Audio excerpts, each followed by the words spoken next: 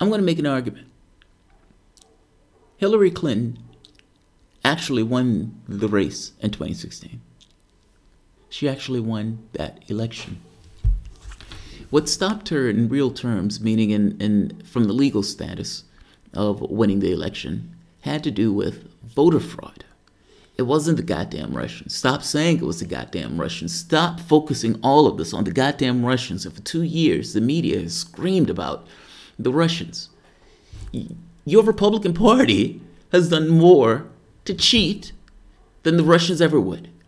This idea that it's Facebook and Twitter ads is almost comical. It's ridiculous to even hear them say this and losing all credibility whatsoever, even pushing this story.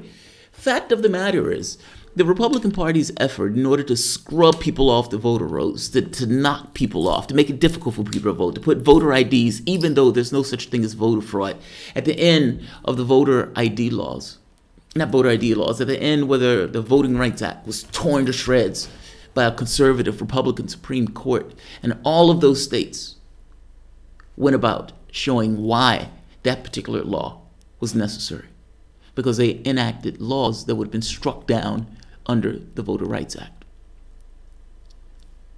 If you're looking for the boogeyman that stopped Hillary Clinton from winning that election, look no further than one of the political parties in your country. You may even want to call it a coup to some degree. I don't think that would be too strong to make that case. That being said, she should have landslided Donald Trump. And if they would have selected Bernie Sanders would have landslided Donald Trump, and none of the stuff would be an issue. It is an issue. It continues to be an issue. It's been an issue going all the way back to George Bush, but the Democratic Party never made it part of their platform. They never made it part of a big deal. I will tell you this, whatever you want to say about the Republican Party, if it happened where the Democratic Party did anything to stop them from winning the election with shenanigans like this, the Republican Party would have went after them balls out, because the people put cash in their pocket for them to be motivated to fight for the interests of the wealthy, and they do so.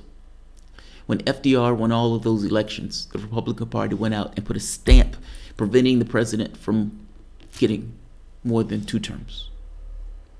And in this case, they've taken the amazing step in the various states of either putting voter ID laws into place or scrubbing eligible voters, Americans, like you and me, one man, one vote, but from the Republican Party's sake, no, we only want Republicans to vote for us.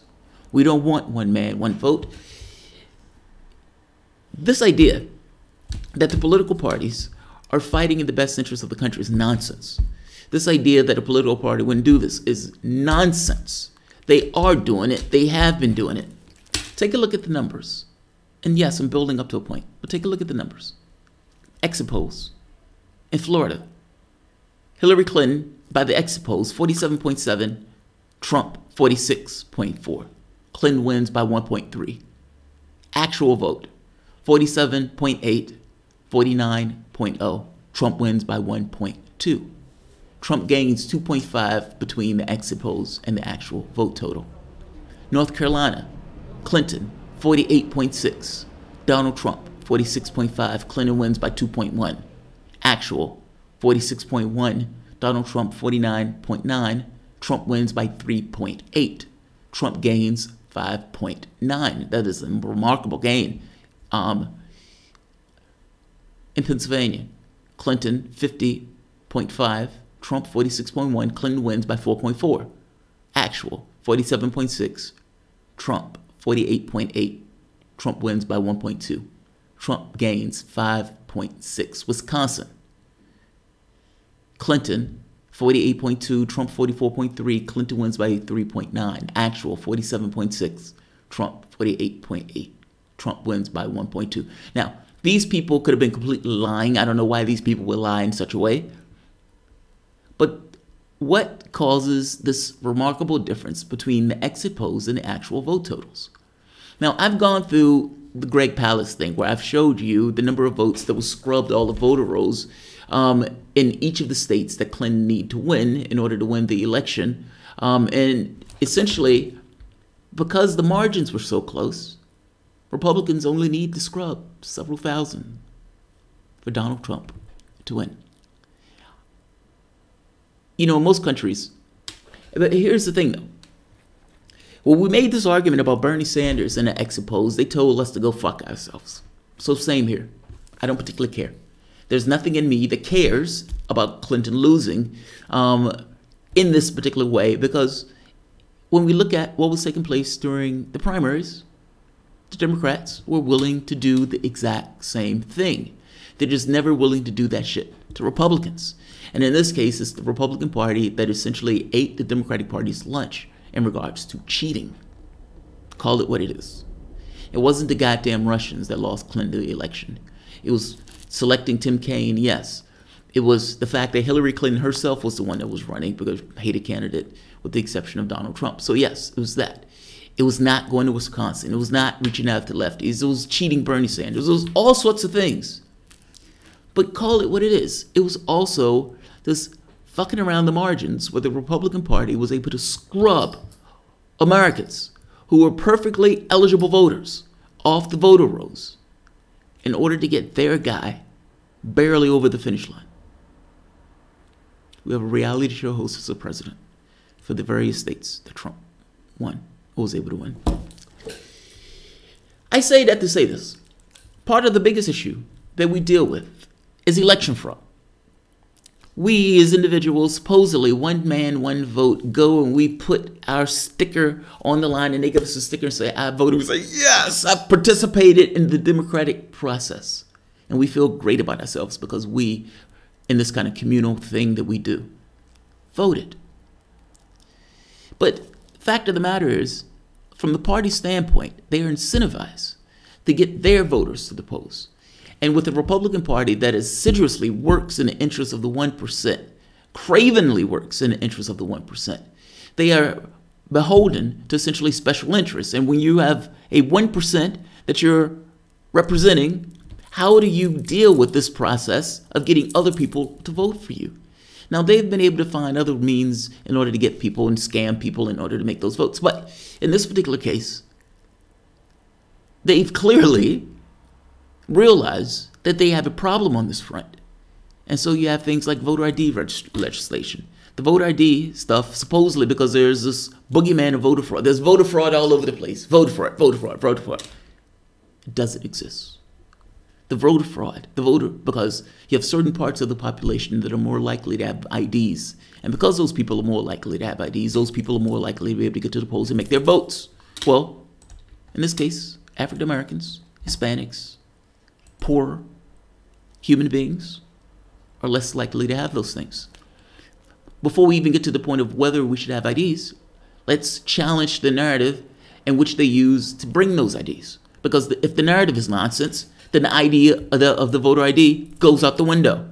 It becomes a nonsensical political vice that's used for political expedience in order to get one party over the finish line. In this case, Republicans.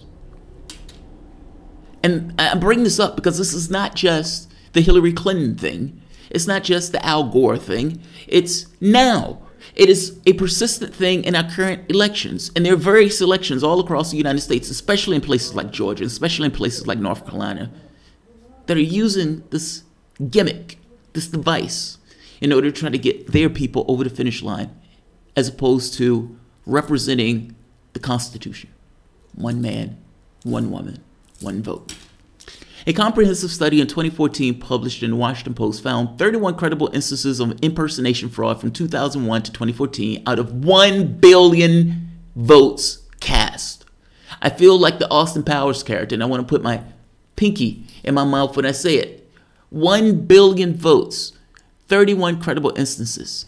And for this, the Republican Party wishes to disenfranchise thousands upon thousands of human beings, so much so that it literally has the potential to change the results of elections. These people are eligible voters. Look at this. Georgia. Kemp's office opens investigation into Georgia Democrat for possible cyber crimes. What a gimmick. This election is so close, and the guy that's presiding over the election is the guy that's running in the election. That's fucking amazing. Now, when Deborah Wasserman-Schultz essentially handed over the reins of the thing to Hillary Clinton, we were outraged by this. We should continue to be outraged. In this scenario, he should have resigned his position if he wanted to run in his race. But he is a Republican, and a Republican would never resign his position if it would give him some institutional advantage that he could use to get himself over the finish line. All that matters in this political process is the win. It has nothing to do with fairness. It has nothing to do with the Constitution. When they put these right-wingers on the bench, let's stop pretending that the Supreme Court is not a political instrument. The Supreme Court is a political instrument. Those people are right-wingers. They don't give a shit about the Constitution. They care only about their political ideology. The same thing is true here. The office of Georgia Secretary of State's Brian Kemp, the state Republican gubernatorial nominee, said Sunday it is open an investigation into the Democratic Party for possible unspecified cybercrimes. Unspecified. We're not saying what they are. It's just an investigation. What, 2 days before the election? You're a fucking cheater. While we cannot comment on the specifics of an ongoing investigation, I can confirm that the Democratic Party of Georgia is under investigation for possible cybercrimes. Candace Boyce, press secretary for Kemp's office, said in a statement, Georgia's Secretary of State and Republican gubernatorial nominee. He's presiding over an election that he's running in. Talk about corruption. But the Russians, right? The Russians are the problem in this process. The media screaming Russia at the top of their head when the Republican Party was literally undermining democracy itself. Are you kidding me? Don't tell me about the Russians. Explain to me the problems that are in your own political process. Don't tell me about the Russians. We can also confirm that no personal data was breached in our system. Yo, I bet it wasn't, because it was nonsense. This is nonsense. The announcement comes 2 days before the election when Kemp faces Democratic Stacey Abrams in the governor's race. Kemp has rebuffed calls to resign his position as Secretary of State while he campaigns, with critics citing conflict of interest. Are you telling me that as the media, you can't look at this yourself and cite conflict of interest? Are you telling me that as the media, as an objective viewer, you can't say that the Secretary of State should not be running in a race that the Secretary of State is presiding on? Stacey Abrams has been trying to expand the political space, meaning the number of people who are voting and trying to get more and more people registered. Kemp has expressed worries that this is problematic because, after all, he wants to remain in power. And if you have more people who are in the political process, more people of color that are in the political process, those people tend to vote a particular way. Meaning they could take his ass out of office. He doesn't want that. He is doing everything in his power and at his disposal to stop Abrams. In this case, coming up with this hat trick, this nonsense of cyber hacking about the Democratic Party. I have my issues with the Democratic Party, but they're invertebrates. They're too weak to even come up with something like this. For all intents and purposes, he's been trying to stop and slow walk the processing of people who are eligible voters into the political space. This is a Republican using institutional power in order to stop somebody who is a credible threat to his power. These people are neck and neck. Abrams is neck and neck. She could potentially win this race. He is doing everything in his power to skim every vote off the political spectrum that he can. He's doing everything he can to get those voters off the table. Cheating. Let's go to the other place. There's another one. Chris Kobach. This swamp creature. Drain the swamp. Drain the swamp. That's what we keep hearing. Drain the swamp. And yet, keep filling it with swamps. Chris Kobach, Kansas voter ID law can make him governor in a tight race. He's in a tight race, and once again, he is trying to push any and every voter that he can off the table because that may allow him to take power. But for the 2 years, we've screamed about Russia. It's not the Russians. Your problems are not the Russians. Your problems are internal. They're internal to your political process. You have people who are supposedly defending the Constitution while incessantly undermining the very principles to which it was built. One man, one woman, one vote, but not so much, especially if you're in Kansas. Jessica Jones, not a superhero, a 32-year-old mother and 4 in Wichita, Kansas, showed up at the polling place to vote in 2012, 2016, and 2017, but each time her ballot was rejected. My vote didn't count, she says. They were thrown away. The reason was in 2011, Kansas required a government-issued photo ID to cast the ballot. Jones' state ID has expired in 2010. She couldn't get a new ID because her expired state ID listed her married name, Jones, but her social security card and birth certificate listed her maiden name, Santos. Without matching underlying documents, the DMV in Wichita wouldn't issue her a photo ID for voting. She couldn't change her name through the Social Security Agency because the state ID listed a different name, last name, and was expired. She didn't have proof of residency, which was also required to obtain a new ID because her apartment bills were in her roommate's name. Jones, a shift manager at a drug chain, brought her expired Kansas ID with her to the polls and in each of the 3 elections, but she was forced to cast a provisional ballot, which was thrown into the trash. Why even cast it? Why even pretend? Why pretend? This is going to go in the trash. I can save you the trouble of throwing this in the trash later and just throwing it in the trash now. If you just want to feel like you're voting, it's like a kid writing on a pamphlet and saying, I voted. It's a provisional ballot. It's nonsense. I was born here, she says. I am a U.S. citizen. I have a right to vote, but no one will give me the right ID. The voter ID law that was the brainchild of Chris Kobach, Kansas Secretary of State and 2018 Republican gubernatorial candidate, Kobach is now overseeing his own election. Another one who's overseeing his own election. If these guys were actually representing themselves or their constituency, they would have resigned their position in order to run in this contest. They want to see their own election for the same reason that Deborah Wasserman-Schultz gave it over to Hillary Clinton. It allows a certain institutional advantage. Call it what it is. Signature legislation can make him the state's governor by keeping Democrat-leaning voters from the polls. 1 second, let me check myself. Good.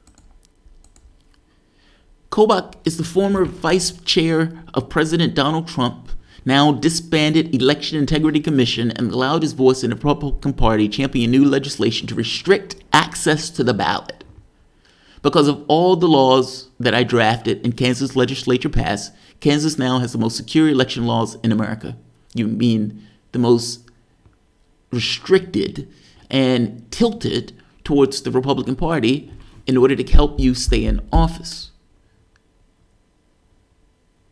Voter ID or photo ID creates trust in elections. No, it doesn't. It doesn't. Kobach has dismissed the idea that the law might disenfranchise voters. But since Kobach became Secretary of State in 2011, more than 1,200 ballots have been rejected in Kansas because would-be voters like Jones showed up without the right ID, and far more Kansans have been dissuaded from trying to vote.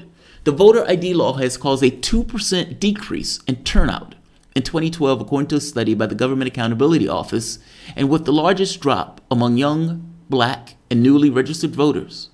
If the law leads to a similar reduction in turnout among Democrat-leaning constituencies in 2018, that could be enough to put Kobach, who won his primary by just 350 votes, into the governor's mansion. I want that to sink in. This doesn't have to be a large number. The number only needs to be to the degree a 2% vote.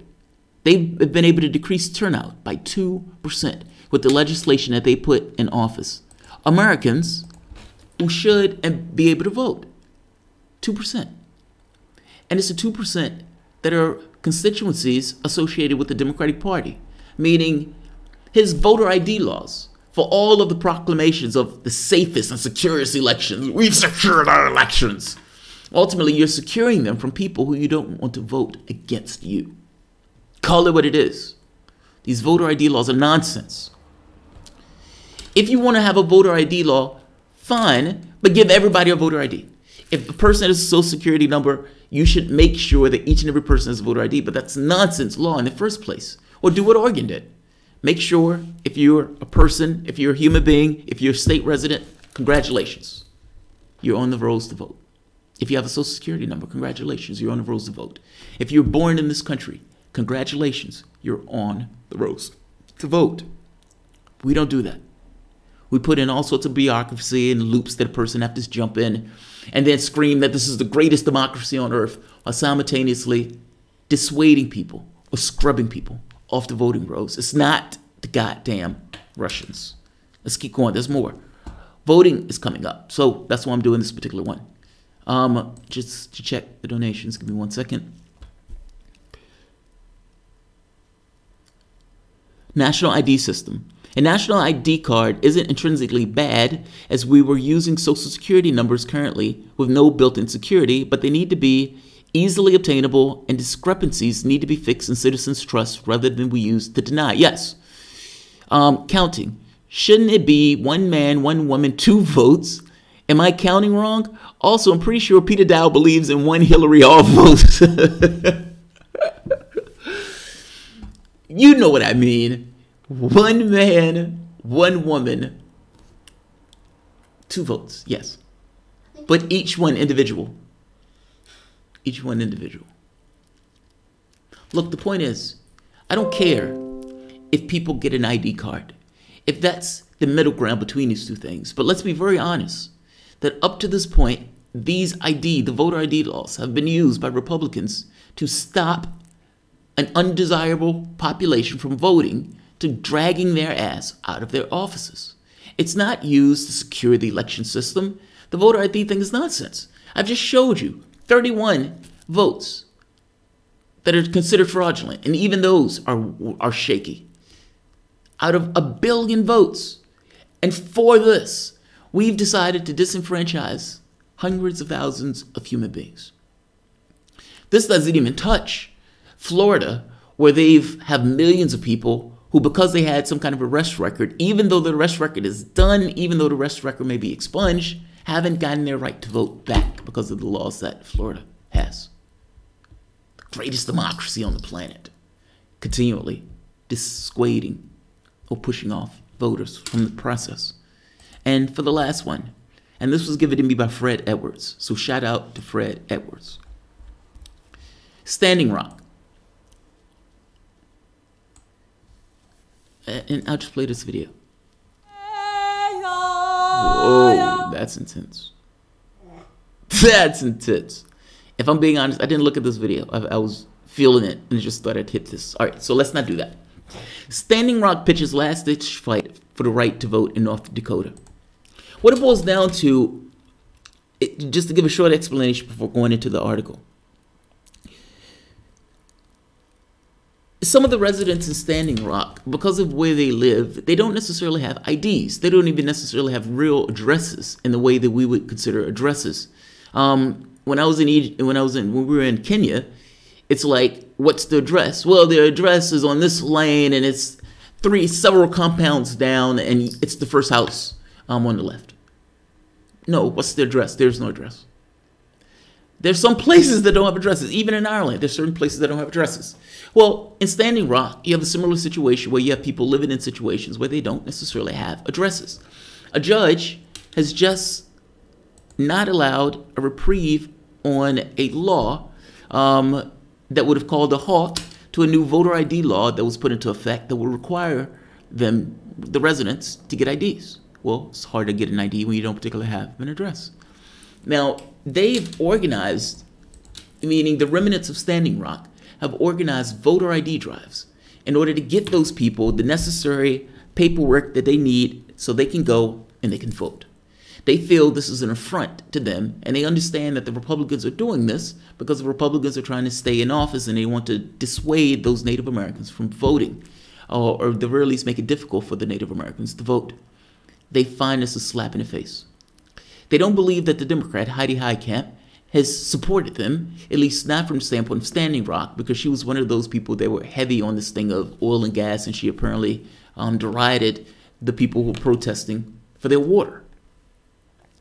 But simultaneously, they're terrified of the other guy. Lesser Evil 101. They're doing a voter drive because they're pissed off that the Republican Party is trying to silence them and make them invisible.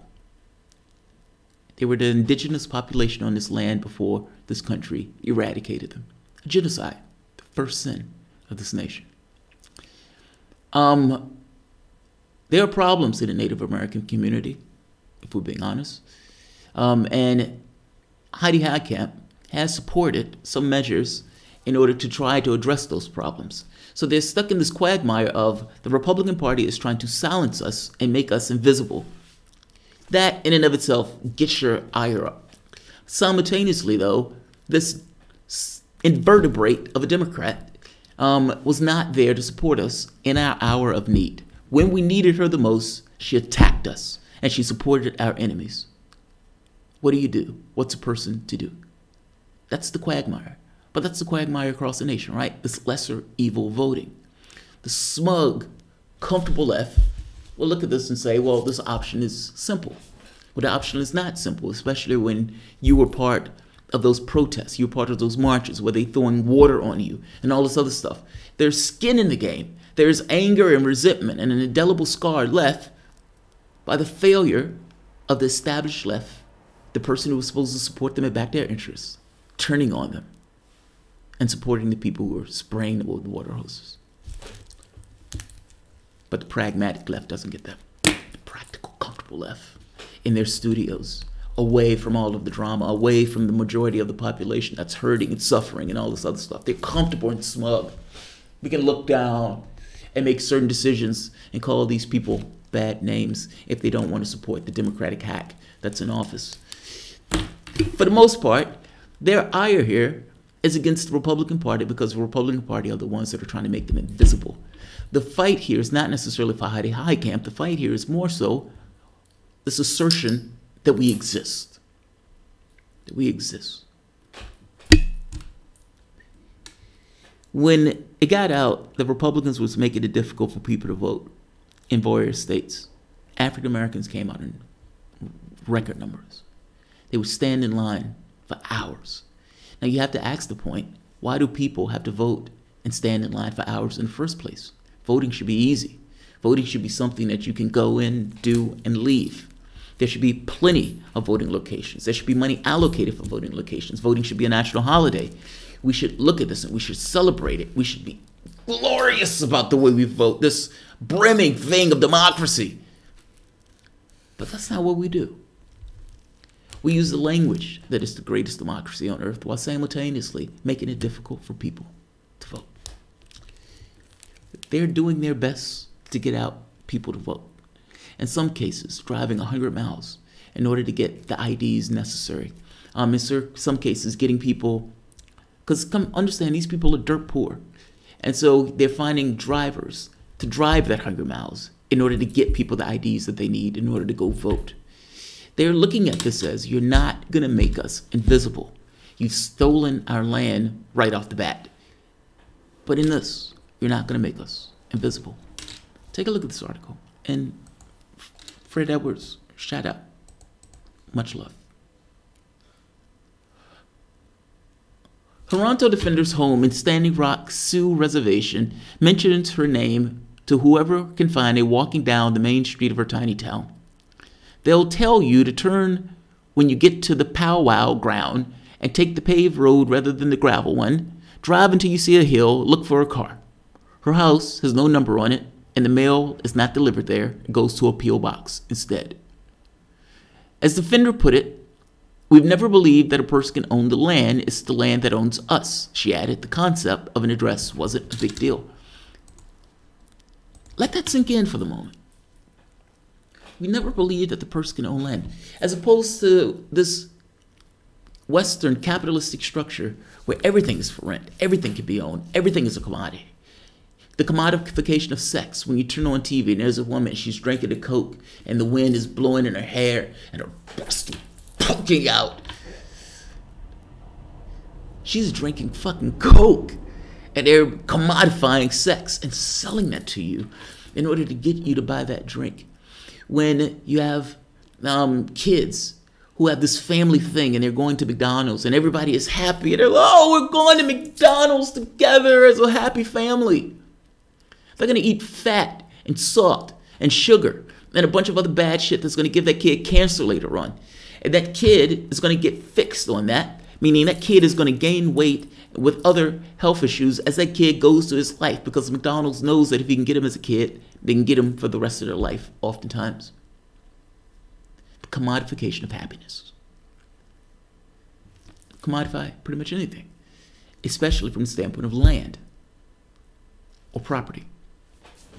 It is a different perspective to say we don't own the land owns us. Common heritage. I agree with that point. Common heritage. There was no first man, meaning there was no first individual that said something was bequeathed to me. There was no God that reached down out of the sky and said, I am giving this to you. This is yours. Do with it as you will. And that first man gave it to somebody else. No, everything that was taken through blood with axe and sword. It was stolen. And then laws built around it in order to make that theft legal. But legal is just a framework. It's a conception. It's not a real thing. I like your concept. I love that concept. It's a different world.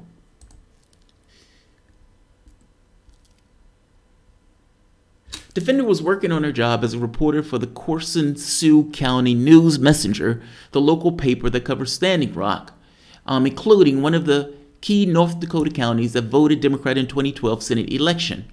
When she learned that the United States Supreme Court had upheld North Dakota voter ID law, the law that will require each voter to present identification that displays a residential address, a major barrier for tribal members, since thousands of Native voters do not use a home address. Defender's home is on the South Dakota side of Standing Rock, but it is atypical of the communities throughout the reservation. The law is widely understood as a result of Republican state Congress members' cynical mathematics. 6 years ago, North Dakota Native Americans helped swing Democrat Heidi Heitkamp narrowly into the House by less than 3,000 votes. That's all. We're talking about the House of Representatives, these districts. So these people may win by very small margins. The next year, state Republicans introduced a new law. Tribes fought it in court until October 9th, when the Supreme Court declined to support their appeal. Of course, a Republican Supreme Court. To have this happen is a slap in the face, Defender said. The United States government has been breaking the promises to us for over a century now.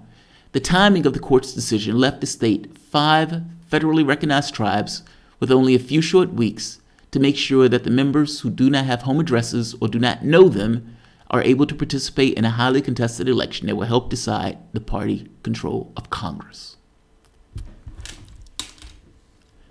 This is what they're up against, and this is what has been taking place. Here's another one. I think this is the one that, same story, but different article. A recent U.S. Supreme Court ruling upholding a new voter ID law means that many of North Dakota's tribal residents will quickly need to gather to getting prepared for Election Day. We won't stand for the disenfranchisement of Lakota voters. In coalition with 4 Directions and the Standing Rock Sioux Tribe, we're creating and compiling necessary resources to help canvass the Standing Rock Reservation to help empower and energize Native people throughout the state to vote this November. ABC News highlight video of Standing Rock the vote effort. Our sincere thanks to ABC News Nightline for its excellent coverage of the Lakota People's Law Project, 4 Directions, the Standing Rock Sioux Tribes, and a coordinated effort to help tribal members get the assistance they need to vote. Getting out to vote on Standing Rock. This 1-week partnership, this LP partnership with the tribe has resulted in insurances of the new tribal ID. Standing Rock is answering the call to vote. They're doing their best. With limited resources, they're doing their best.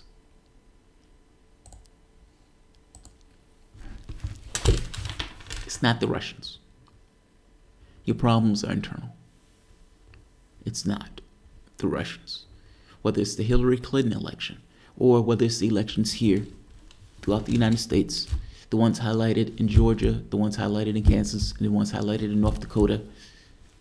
There are forces within those states that are working hard to make it more difficult for Americans, just like you and me, to go out there and place their, I was about to say God-given right to vote, but state-given right to place their vote. It's not the Russians. Let's see who's here.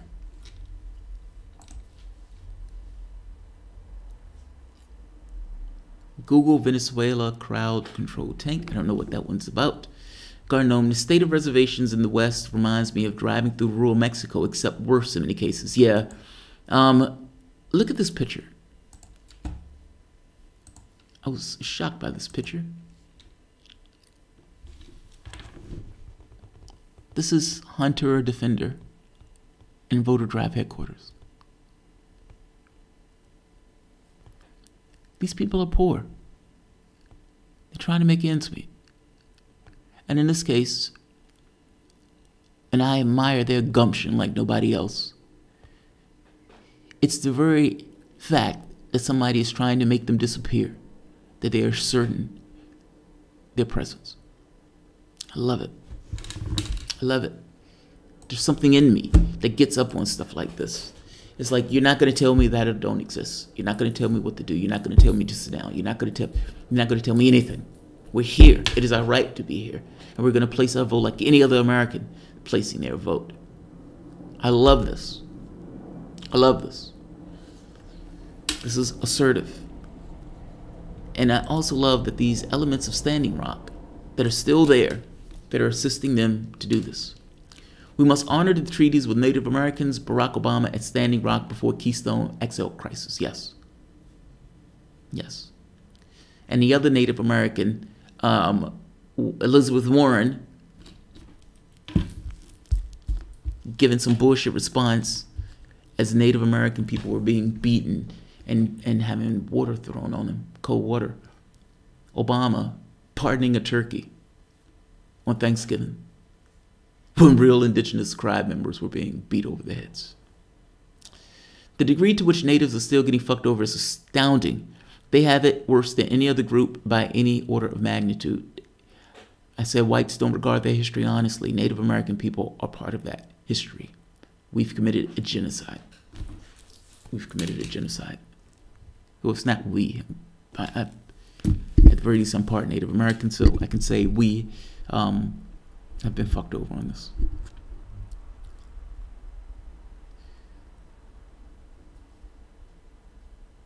Let's see. Russian bot. Voter ID laws are essentially poll taxes. Yes. Why isn't this being argued in court? Because you have a party of invertebrates who are weak-willed. If this was the Republican Party, they would have taken this shit to court on the day that they tried to make it, and they would have been fighting and screaming and bitching in the street. Man, can you imagine what would have taken place if the Democratic Party had did something like this to any of the Republicans? Whatever you want to say about Republicans, they fight like nobody's business. I don't know if it's because they're paid to do it or what. To some degree, I believe they probably are paid to do it, but so are Democrats. But Democrats are not paid to do that. And maybe that's the difference. They're not paid to fight in that way. They're paid to be weak, to be invertebrates, to be limp. It's fucking insane. It should have been something that Democrats screaming. What I suspect is there are some Democrats that are running in the country that are not taking corporate donations. That needs to be the standard, not this kind of anomaly. That needs to be the standard. The people who are running in that way are representing us. It's not corporate donors, it's us. They rise and fall based on us, seeing as we're the person who represents, who essentially funds their campaigns. The same is not true when big oil, big sugar, big whatever is backing a particular candidate. That particular candidate is fully aware that they are being backed by some entity and that their votes, their behavior is going to conform in some part to that. You have dollars or you have pitchforks. Choose. In many cases, you've only had dollars. you're getting a resurgence of pitchforks. And I love it. It's fucking feisty. The biggest problem in the monoculturalization is the fact that karma versus dogma, so to speak, fear thee not of the gray goo, for it's already here and has been before us. I have no idea what that means. Perhaps you're on a better intellectual level than I am, buddy. Hapsutaki. Karma versus dogma. I guess what you believe versus, I guess, the crimes or the results of the crimes. Like, kind of like blowback. I guess the karma part boils down to what we inherit. Like, I often say that history never has a point at which it stops. Like, it sticks to itself.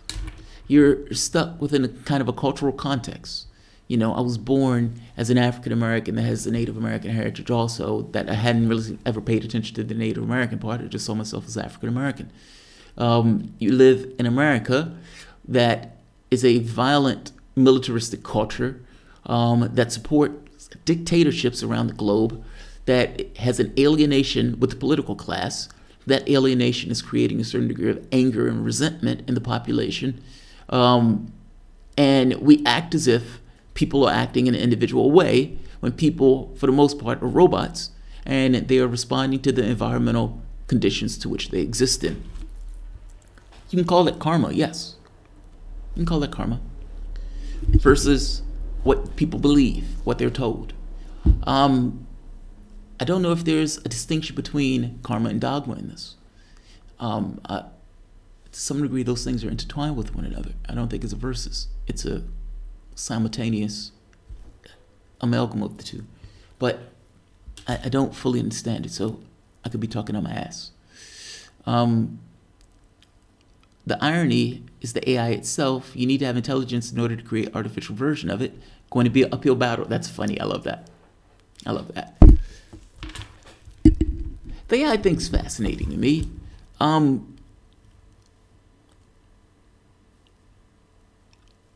How do you know you're not a simulation? Like, what would be tangibly different if you were? If you were a brain in a jar, how would you know? I'm getting on this idea of what's real. If you were a brain in the jar, for the most part, as long as all of the impulses was coming in, you would have no difference in perception of reality. You would still see, you would still hear, you would get visual input, you would get audio, finger input and all sorts of stuff. You would just be a brain in a jar.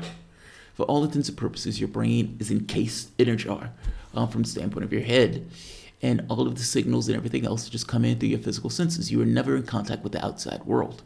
You would have no clue whether or not this was a simulation or not, or whether this is real from the standpoint of physical matter reality.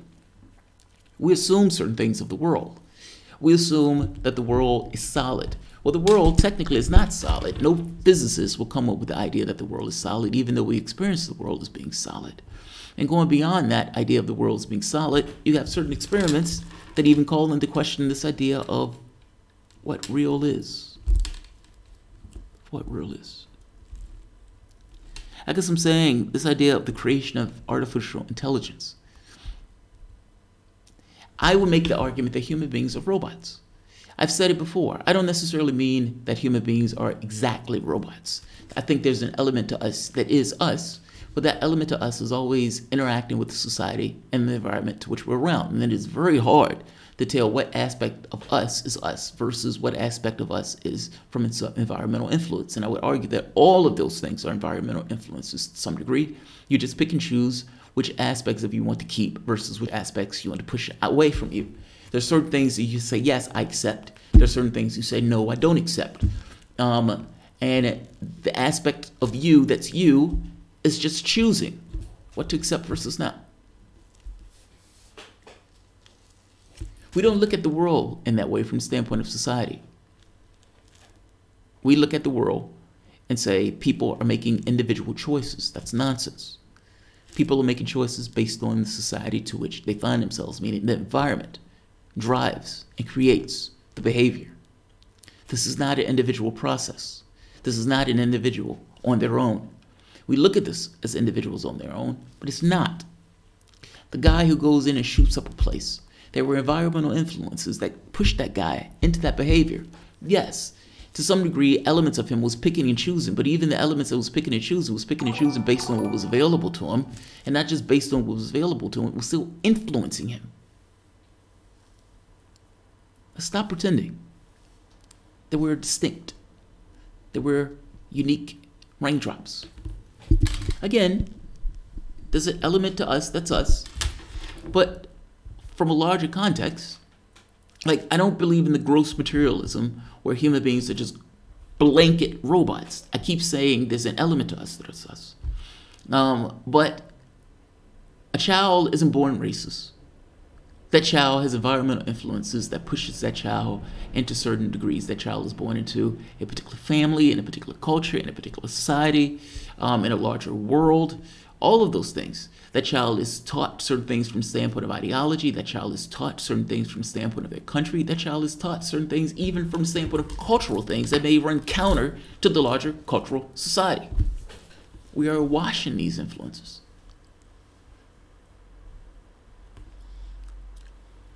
Our society doesn't look at it that way. It acts as if people are making individual choices. And when people fuck up and go off the rails, it's just them. It wasn't society at all. It was just them.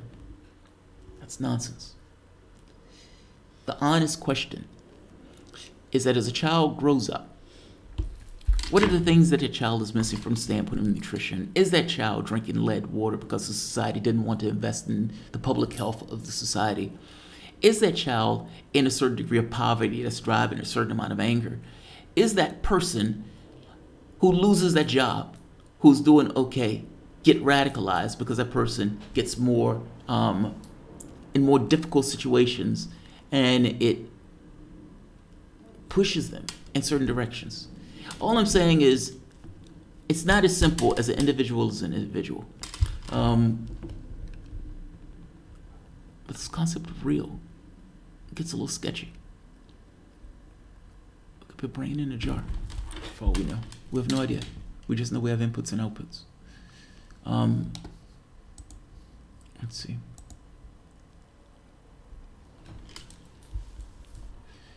Romney dogma. Uh-oh. For Mitt Romney, it's dogma on top of karma. I have no idea what that means. For Mitt Romney is the dog. Oh, I see. For Mitt Romney is the dogma on top of the karma. I don't know what that means. What does that mean? I'm not high enough to understand. Okay, yeah, my wife says she's not stoned enough to understand that. She's not stoned at all. Okay. But somebody else may understand that. Also, AI is first and foremost a techno-utopian pipe dream. Sure, it can do a lot of computational stuff. There's deep learning, etc., but there's a lot of guesswork plus mimicry. Yeah. I guess it depends on how it's grown. Like, is it one of those things where you grow it? Like us. The reason why I use that context of us. A child is born. That child has a physical body that has certain needs. Food, shelter, water, fresh air, clothing, a sense of self. It needs a family unit. If a child doesn't have a parent there that gives it love and affection, that child will suffer. In fact, in so much as that child, that individual doesn't have those things, it will suffer. That suffering comes in various ways. Now, that child may have a weak constitution in a certain degree, meaning that suffering may come up with aberrant behavior. There may be other people who can bear that and correct themselves in spite of the damage that was done when they were kids. You have this person who grows up as an adult. That adult still has certain things that adult needs. It needs to be part, to some degree, I would argue, of a collective. When those adults are not part of a collective, you get these lone wolf who come up with these kind of weird interpretations of the world. But even with that point, sense of self, sense of worth, food, or nutritious food, nutritious water, nutritious air, needs a clean, habitable space in which to live. And I would even argue Poverty deprives that individual of those things. Insofar as that individual suffers, so will that society suffer. And as that society suffers, you will get chaos. Now, it's easy to be smug and to say, oh, those people are just sexist and racist and they need just to get their shit together and fuck them, we can't do anything about it. But the fact of the matter is those people were once Democrats. It was once believed that the Republicans would never take the House. That's how much the Democrats owned the House. They were the party of the people. And now you have the situation where you have the smug liberals, the corporate class of the Democratic Party. Fuck them. Can't do anything about it.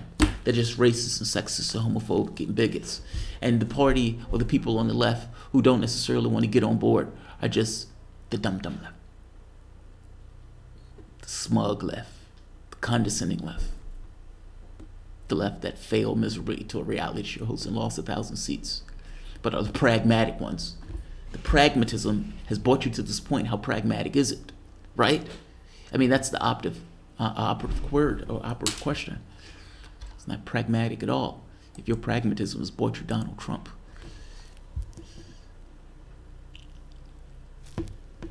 Joke explanation. Oh, I see. Oh, I know. Because Romney's dog was on the car. All right, I get it. I get it. Romney's dog, the family dog, ended up on the car. During a 1983 family vacation, Mitt Romney drove 12 hours with his dog on the top of the car in a windshield-equipped carrier. This incident became the subject of a negative media attention and political attacks on Romney. I remember that. I can't believe he drove 12 hours with his dog in a car. Can you imagine that? I would murder you. I couldn't imagine that. My dog would be sitting in my front seat. Full stop. Pitsu or Bo would be sitting in the front seat or would be sitting in the back seat. It would not occur to me to put my dog on the roof of my car. Anything could happen with that dog on the roof of the car. That is amazing. That is amazing. How unempathetic. How unempathetic. I bet the dog loved it. Whatever. That dog did not love being in a confined space. I don't know, Trudy. There's no way you're a dog lover saying something like that. That dog would have been in a small confined spot for 12 hours while the car is accelerating at various speeds. Kidding. Okay, fair enough. Fair enough. Oh man, I think Donald Trump has a bloated, narcissistic sense of self. He is chaos. He's chaos incarnate. Donald Trump is the weapon that the country is using to chop down the institutions that have failed it. And in chopping down the institutions that have failed it, it is trying to destroy the thing that they believe destroyed it. I mean, after all, those institutions were supposed to look out for his best interests. And you have a political system that runs on cash. The party that gets the most cash wins 90% of the time. At that point, you just have an oligarchy. You have a political system that runs on the wealth of the 1%. Now, you have started a new class of people who are running these offices as a pushback against this political class that has failed so magnificently and has let these people down to such a degree. But there is a palpable rage that is in the country that is being wielded or directed at the Democratic Party and to some degree at the Republican Party, but even at media. And Donald Trump is their weapon. I don't even know if they know what Donald Trump's policies are. They know the media hates him. And that's pretty much it. They know the political system hates him. They take his racism and the way that he said things as being earnest, which is fucking amazing. The people said that they thought he was more trustworthy than Hillary Clinton. I thought that was fucking amazing. Myself. But that's the way people process that stuff. They looked at it as, well, he's not a politician. He's just a guy. And because he's just a guy, they're missing the fact that he lies as easily as breathing. And it's like, yeah, but his lies are so obvious that it's, yeah, but he lies as easily as breathing. And you're putting him in a political system where he is going to lie flagrantly, where this idea of truth in the political process becomes irrelevant. I mean, you might have political leaders that fib, but their fibs are at least tethered in some degree to something. And you can make an argument that that is worse, that is tethered to something. But I don't know. I mean,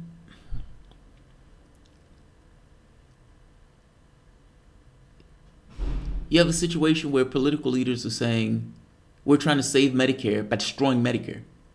That's an outright lie. Like, it's not even close. Republicans have started humming on this thing of, we're trying to preserve Medicare, we're trying to save Medicare. That's Orwellian. It doesn't matter. They realize that their policies are so gross and repugnant to the normal population that they have to lie in order to get through. Donald Trump does the same thing. It's horrendous. Donald Trump's certainly iconic, indelible stamp on our history. More like a stain. Such fucking liars. Yes.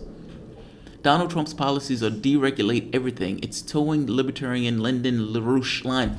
And you know what's wild about it? This idea of draining the swamp. Oh, you've been had. You've been had. You need to own the fact that you've been had. Look, there's a lot of Obama people who bought into the hope and change stuff. Welcome aboard. Sign in, stranger. You know, I totally understand not necessarily wanting to own up to the point that you've been had. But any notion that Donald Trump is a peacenik went out of the window when he added John Bolton and Mike Pompeo to this team. Any notion that he was going to try to be amicable towards Russia or towards the world went out the window with Bolton. These guys have been saber-rattling like maniacs. They're trying to find a new, troika of terror, some nonsense that John Bolton said, talking about South America. And let alone what he's looking at from the standpoint of Iran. These guys are terrifying. The Trump administration had went so far as to say that they were protecting terrorists, or not say it, but that's what was taking place, protecting 40,000 terrorists in Syria, in a small Idlib province, and was willing to go to war over protecting those terrorists. It's fucking breathtaking. That is its level of hubris. That is mind-blowing. Because you must understand, at a certain point, the other countries don't budge. And the brinksmanship can go over a particular line that you can't come back from. We made it through the Cuban Missile Crisis, not by good governance, but by dumb luck. Utter dumb luck. Do you know in one of the nuclear submarines, we were dropping death charges on one of the nuclear submarines. That nuclear submarine thought that the war had started. And it had already had permission to launch if the war started. It was out of contact with Moscow, and a vote was being had. Two of the people decided, yes, we want to launch a nuclear strike on the United States. That's amazing. Because one guy decided not to do it. That guy saved the world. Literally. We are breathing today because that one Russian decided not to strike. Consensual smug. I have to do my face like this when I say it because smug just comes across nasty. When sham sheepherder, right here. I have an image. This guy. When sham sheepherder does with his work wife in the privacy of his delusions is none of your concern. I love that. What sham sheepherder does with his work wife in the privacy of his own delusions is none of your concern. If it was left to his own delusions, yes, but unfortunately it's not left to his own delusions. It's brought upon the world as he attacks other lefties. I often wonder if this is one of those things. There's a list of people, I had it up earlier, that Hillary Clinton campaign had interactions with. It's a long list.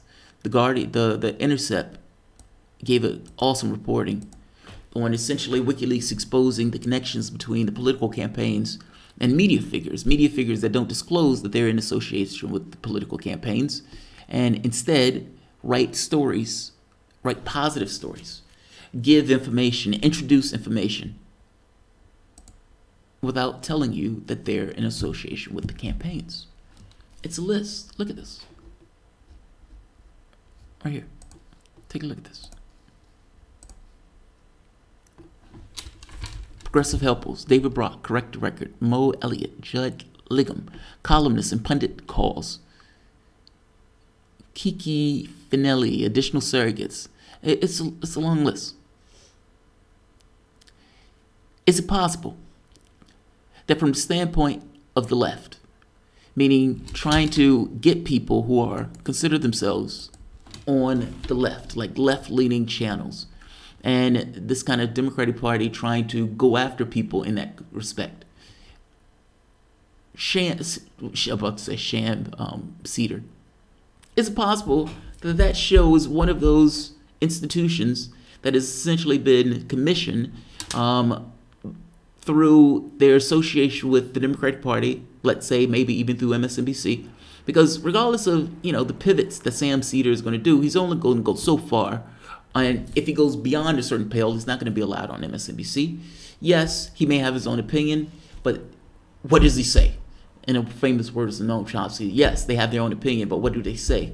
The fact of the matter is, if he goes beyond a certain point, he's not going to be allowed on MSNBC because MSNBC has a certain thing, their association with the Democratic Party. I often wonder, is that the reason why he attacks Doar so much? Like, is it possible that it's just jealousy? Is it possible that it's it maybe goes beyond jealousy to the thing of, from standpoint of creating a conflict, it allows him maybe to get more views? But when you look at those videos get so many downvotes, you have to wonder, why are you doing these videos if these videos get these many downvotes? Clearly your audience doesn't like it. And if he believes that this is somehow a positive thing, okay, maybe he's doing it on his own steam. The argument that needs to take place is here. He is one of the gatekeepers. He needs to be pushed through. This is a war that needs to be fought on this particular battlefield. And fair enough. I say that in militaristic terms because that's the way I think about it. This idea that you're going to shame voters because those voters, or even, or people who are pushing an ideology that is more to the left of you,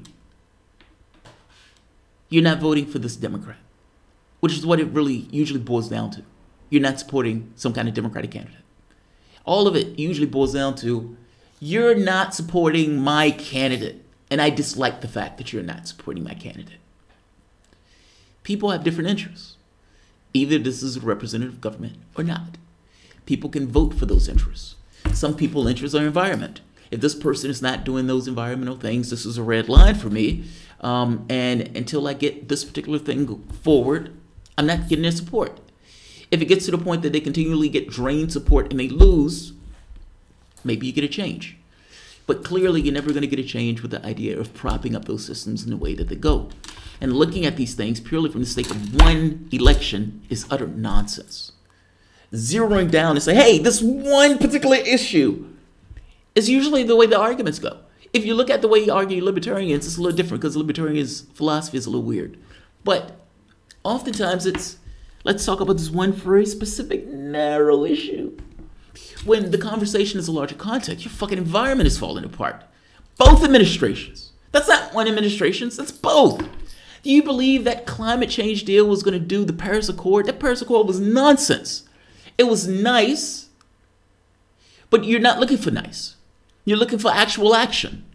And you have certain people who seem comfortable in the way that they found their particular footing. That's great. You have a country that's in pain, and you have a certain left that has been discredited, but they're still comfortable. And so they make those arguments, attacking those other people that have a certain rage and a certain fury, even if it doesn't come out right. Meaning, even if it's not argued exactly correctly, being smug, being flamboyantly condescending, will never get those people on your side. In fact, you're going to lose those people and alienate them that much more.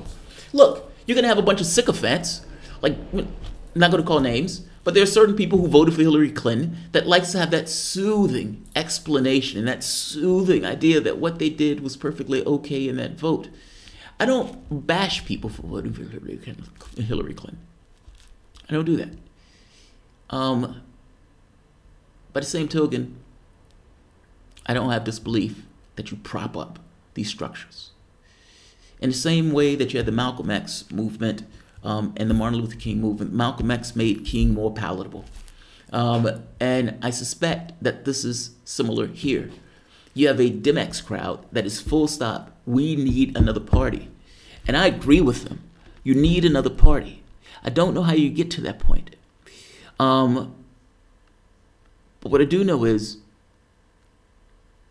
draining support away from a party that is not representing your interests is a start. There's no point in supporting somebody that's not supporting you. If there are red lines, then an individual has red lines. People have different political things that they're looking for.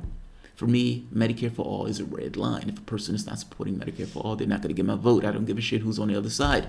Now, I consider that to be a certain degree of accountability. The pragmatic left would say the Republican is a maniac. And, oh my God.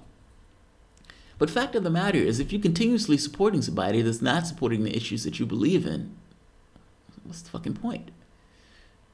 I want a different world. You're not going to get there by propping up these structures. And the context to which we're having a conversation about goes beyond just one individual election. It goes in a much larger scope. Also, the voter shaming stuff is just sophomoric and nonsense. Sort of nonsense. I can't stand hear Trump news. I don't want secular talk as much as before because I don't need Trump talk. Sometimes you can't avoid Trump talk, but it depends on what it is. Like, oh God, I have to go, guys. Why not lay off of most progressive instead of making people feel such despair? Why not lay off the most progressive? I don't understand that one. Secular talk is not Trump talk. Yes, I don't. Cal changed a lot recently. That might be because of the elections. You know, when elections come up, it's very focused on the elections themselves. Yo, Jamal, do you listen to Tim Pool? I do not. I do not. I don't get the chance to listen to many. This channel has forced me to do a few things. Read incessantly, meaning articles. Like, I have to read news constantly. I don't get the chance to kind of poke my head up. I feel like I'm on a hamster wheel. If you've noticed, it's the weekend and I've done like, 7 shows today. I don't get the chance to watch a bunch of other channels. Real News Network, I love Real News Network. I get the chance to watch Door every so often. And sometimes my subscribers send me clips. But oftentimes, I'm in this thing of reading news stories. I do more reading of news stories than I do of YouTube videos. Chink is the textbook for how not to talk about Trump. They take it way too far. I watched Pac-Man try to turn Warren ancestry issue into a "are you troll" / Trump narrative. Just as Democrats criticize the most progressive people constantly. Oh, do they? I don't think I criticize the lefties.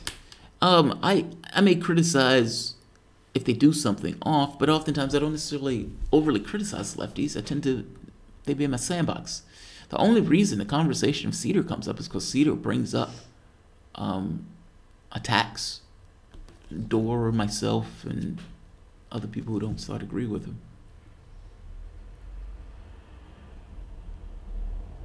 So, look, somebody sent me, I saw Jesse Lee Peterson. God, man. I'm going to end it on this, but I saw Jesse Lee Peterson debate Pac-Man. I think Fred Edwards sent me that debate in my email, and I sat here and watched the entire thing. And my wife said, that guy it sounds like he has a brain injury. I said, it sounds like he's been hit in the head with a football. That's how he talks. And that debate was brutally painful to listen to. Pac-Man is doing his best to get certain points across, and it was painful. It was painful. I may want to cover that, but man, it was painful. We need another party. Yeah, we do need another party. We don't have a party in this country that just are for workers. We have a party for the rich. We have a party. We don't have a party for us. The corporate class of Democrats have taken over the Democratic Party. We need to have something for labor. You have some Democrats who are running who call themselves labor Democrats, and we're going to have to see if they get elected what they do when they get in office. But it would be very nice to have a party that represents us. Democratic Socialists of America is a very nice change. And I love the fact that they castigated Ocasio-Cortez when she supported, what's his name? The one that was running in New York, making this point that propping these guys up is what got us to where we are now. And yeah, kind of like I said, if the pragmatic choice is the one that got you to where you are, how pragmatic was it, especially over the course of time? It doesn't matter if you think that the people are insane for voting for Trump. It doesn't matter if you think they're sexist and racist and bigoted. What matters is your candidate lost. Full stop. Lost. And you need to engage why. And engaging why is not being smug. It's not being condescending. It's trying to understand why. The Democratic Party is using identity politics as a wedge issue, and it's taken economics off the table. And in taking economics off the table, you're stuck with these culture war issues. And I hate to break it to the Democratic Party, your country has not moved that far along. And in fact, your country is terrified of being a minority-majority nation. Meaning, this election of Trump goes beyond this thing of economics, even though economics is some of the things that drives this fear. I hope that makes sense. But hey, when you're comfortable, it's easy to be smug, right? By the way, I want to give a shout out to the people who supported my I can't do it in this one. The Save Pac-Man, Save Michael Brooks, Save the World, Save Sam Cedar's work wife, Save the World. So. Don't forget to thank PayPal and Patreon. Oh, yes. And also, before I finish this, I want to give a shout out, and I want to thank the people who support the show on PayPal and on Patreon. It gets a little weird because there's some people who support the show on PayPal, and when they support it on PayPal, when I make the show, I add the show on Patreon, but they don't have access to it. I usually send them a list and say, look, here's a list of the shows. You can still access the Patron Appreciation shows. So I really want to give a shout out, guys. You make the show work. YouTube demonetizes almost every video that I put up. It's been a little bit better over the last few days on these videos, but any video talking about war, any video talking about foreign policy, hell, any video, sometimes it depends on the title, but it's rampant. So your support of the show is completely appreciated. Completely. Thank you. Whether it's through PayPal or Patreon, your appreciation. You make the show work. The show is powered by you. Thank you. All of you. Also, if I know I always ask this, and sometimes I'm not able to do the shows. It sometimes depends on what's going on and even what my interest is and whether or not it may be something that can kind of hook it into what's taking place in politics. If there's something I can do to make it better for you guys, meaning as patrons or as supporting through PayPal, please let me know. I mean, if it's something that coordinates or coincides with both of our likes, it might be something that we can make work. But this show is powered by you all. And even though I may direct the content and everything else, I do try to make the content that you guys like. So, thank you all. It's appreciated. Alright guys, if you enjoy the content, please feel free to share, like, subscribe. You can always support through Patreon. Environmental Coffee House. Some asshole called me a commie. Take it as a badge of pride. Fuck them. You want a better world.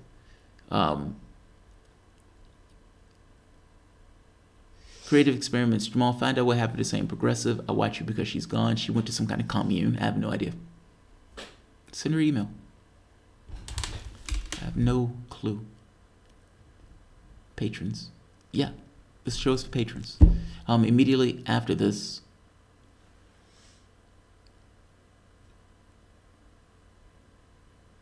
what? Oh yeah, I was talking to somebody with the same Michael Brooks thing, who's very weird.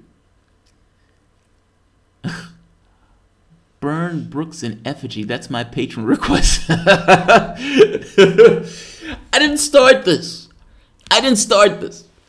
There's a show with 400,000 subscribers that decided to pick on a show that has 15,000 subscribers.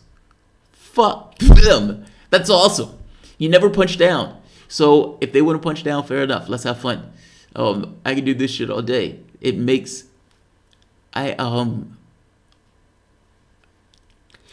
it's funny. I used to watch... I cut my teeth on Cedar and Maddow and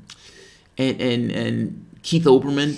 I think some of the traits when I do the show comes directly from them. Meaning, like, Maddow has a tendency to go into these kind of weird stories before she's doing the show. I find myself doing that. I pick that up environmentally. It's not something I do intentionally, but it's just the way it comes out. These diatribes like Keith Olbermann, when he was going after Bush, I found myself doing that. It's just the way it comes out. It's not necessarily something that I intentionally do. It is a weird way in which we appropriate the things in our society that kind of makes us who we are.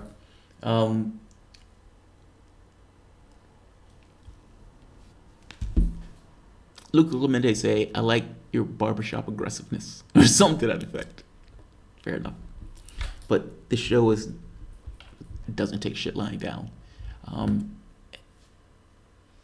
Pissing on the TYT logo should become a regular staple of the show.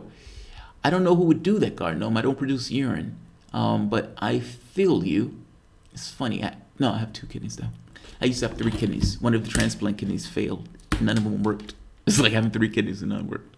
But no, guys, I really do appreciate this. I really do appreciate it. You all have a good night. This is probably going to be my last video. My wife and I are going to be traveling tomorrow, so you may not see me tomorrow. By the same token, I've worked all weekend. I've done like 6 shows today, 5 or 6, and I did a shitload yesterday, if I'm not mistaken. I usually don't work on the weekends, so this is kind of just gravy on top. We're going to Barcelona tomorrow, and so I don't know if we're going to feel like doing shows, but I might, if the mood strikes me. Elections are on Tuesday, so that's going to be all day. That's going to be like from morning to noon doing shows, so that's going to be a very long night. There's several elections that I'm looking for. Jess King, Richard Ojeda, Gillum, Beto. Beto is going to win that. I will take bets that Beto wins that. You're going to be shocked as shit. Beto is going to win that contest. That's my thought. I could be wrong. Yeah, there are a few contests that I'm looking for. Alexandria Ocasio-Cortez, making sure there's no weird shit that happens on that. Stacey Abrams. There are so many elections that are taking place. This is going to be, this is going to be a fucking amazing thing. Ojeda would win. I hope he does. I hope so. And Tim Canova, that's another one. I want Canova to win. There are a few people that I really, really want to win. So,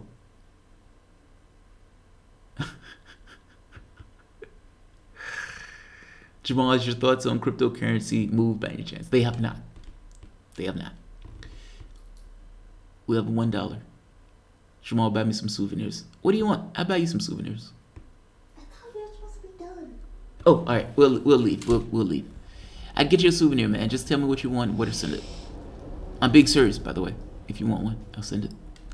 I only collect shot glasses, so I typically not Who's that? spend a whole lot of money on souvenirs. How do you watch election returns in Barcelona? What do you mean? It's just you watch it on the various channels. CNN is one where you can look at the election results as they come in. All right, I'll end it here. A blow-up doll. I am not buying a blow-up doll. I am not buying a blow-up doll. I am so not buying a blow-up. Yeah, you just lost me on that one. I'm not walking out of Barcelona with a blow-up doll. That would have been an Amsterdam thing to get. That would have been a little bit easier. All right, guys. You all have a good night. Thanks so